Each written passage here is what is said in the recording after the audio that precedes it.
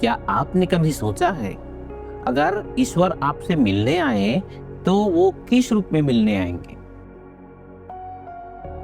यह कहानी है एक बूढ़े मोची मार्टिन की, जिसने अपने जीवन में एक एक्सीडेंट में अपनी पत्नी और अपने बच्चे को खो दिया था और जीवन में बहुत उदास था, बहुत दुखी था।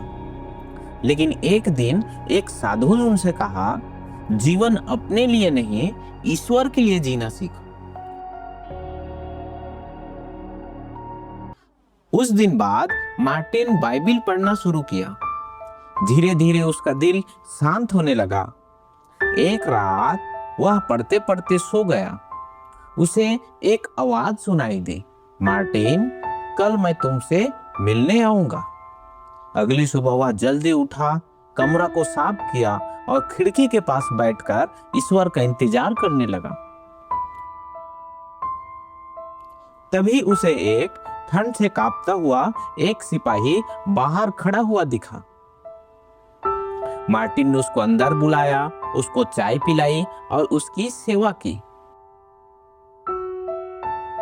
उसके थोड़ी देर बाद एक गरीब माँ और उसका बच्चा बाहर खड़ा हुआ था। उसका बच्चा भूख से रो रहा था। मार्टिन ने उसको अंदर बुलाया, उसको खाना खिलाया, कपड़े दिए और पैसे भी दिए।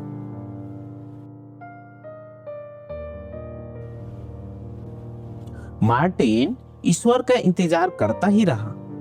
उसने सोचा कि चलो कहीं बाहर से घूम करके आते हैं, शायद ईश्वर हमें बाहर में ही मिल जाए। और वह जा ही रहा था, उसने देखा कि एक लड़का सेब चुराकर भाग रहा था और सेब बेचने वाली बुढ़िया उसको पकड़कर पीटने लगती है। तभी मार्टिन जाकर उसका बीच बचाव करता, लड़के को माफी मांगने के लिए कहता है और बुढ़िया को समझाता है कि ईश्वर ने हमें क्षमा करना सिखाया है।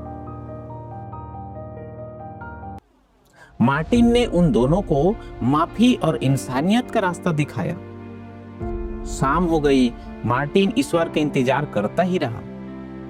तभी उसे याद आया बाइबिल का मत्ती का 25वां अध्याय का 40 पद।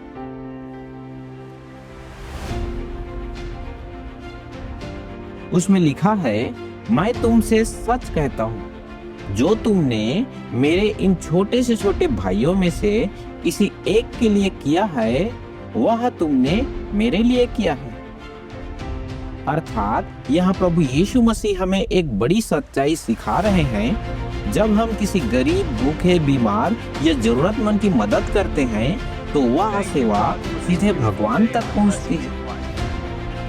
उस दिन मार्टिन को समझ में आया, इंसान की सेवा ही सच्ची सेवा है।